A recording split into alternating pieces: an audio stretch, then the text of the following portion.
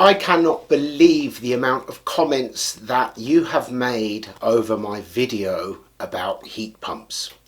Good or bad, I welcome them all. But one point I'd like to make, although 90% I would say probably agreed with me, for those who didn't, who had a dig or outright insulted me, which is fine, all very welcome. Those of you who just appear and snipe with a username of user12345, literally throwing stones while you're hiding behind a wall, there's no need to do that. Contact me. If you stand by what you say, as I do, contact me. Join me in a Zoom video. Show yourselves. If you're an installer, if you have a vested interest and you want to make an argument for air source heat pumps, which I forgot to clearly define. I was talking about air source heat pumps in that video. Then please do so. I'd be happy to join you in a Zoom video. I'd be happy to hear your arguments.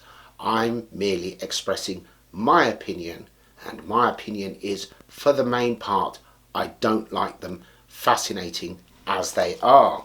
But here's a few replies to some of the comments and questions that you did make, because it is quite interesting.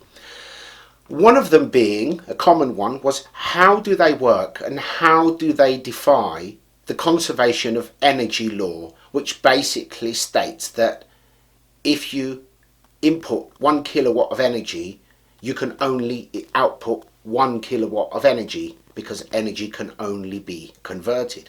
Now this is where they are quite clever, because first of all, how this works actually goes back to the 17th century, and a chap, not sure how to pronounce his name, called Guillaume Amonton, who discovered absolute zero, which is minus 273.5. That's the temperature allegedly in outer space. The temperature, as far as we know, where life cannot exist. There is nothing, no energy, no life, nothing.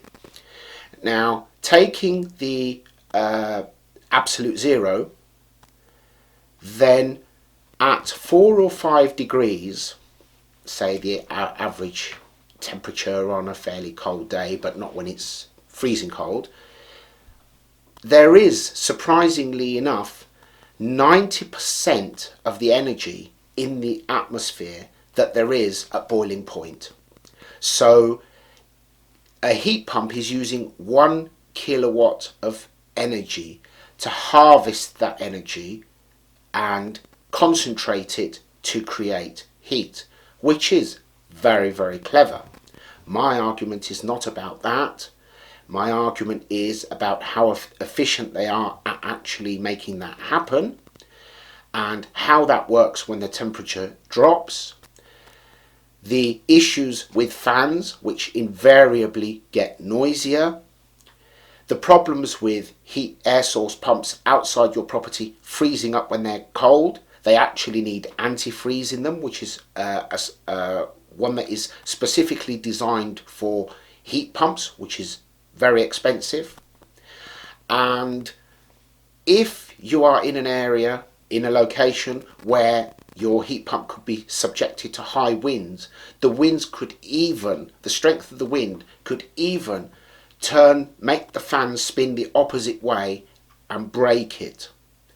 No matter what happens, these things are fan based with bearings. They will get noisier, and in a decade many of you will have no option but to replace them, and they're very, very expensive. So for that reason I do have concerns.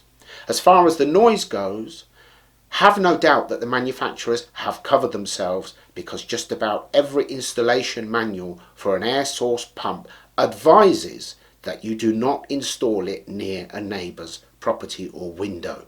They have covered themselves, and believe me, there are already rumblings throughout the country of people who are inquiring about the noise from their neighbours' heat pumps. Environmental health officers throughout the country have been giving out information, because the maximum noise level coming constantly from a neighbour's property is 42 decibels. that's lower than somebody talking fairly quietly. It's quite low. So I have no doubt that there will be issues in the future, and also take into account that if you do have a dispute with a neighbour, say about noise pollution, it is a valid case. It's not something ridiculous that will be thrown out of court when that time does happen and these cases do get to court. And if you are planning to sell your property, you are obliged to disclose any disputes with your neighbour. So if you have got neighbours that you don't really get on with, think very carefully, because you put your house up for sale. If they want to be spiteful, they'll just literally make a complaint about the noise from your heat pump, and if you don't declare that in your sale, you're liable.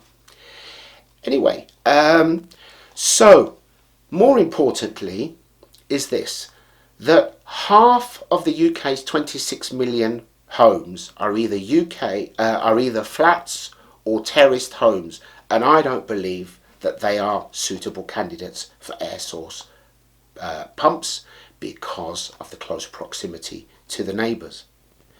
In fact, I actually believe that what's more important is insulation. This group that we've been hearing about over the last few years, Insulate Britain, do have a point. Our first port of call should be to improve the insulation of homes throughout the UK drastically. It's just a shame the way that they've gone about it, because to some extent they perhaps have discredited it or caused fatigue on the topic, because rather than just be hearing about insulation, we've been hearing about what they're doing. And if you take into account that, as I said, around half the properties in the UK are flats or terraced houses, for example, only have a heat loss perimeter at the front and the back, because the side walls adjoin another heated property, so they're not considered a heat loss perimeter. And there are some fantastic internal insulations available. I can't recommend which one. I have had a quick look.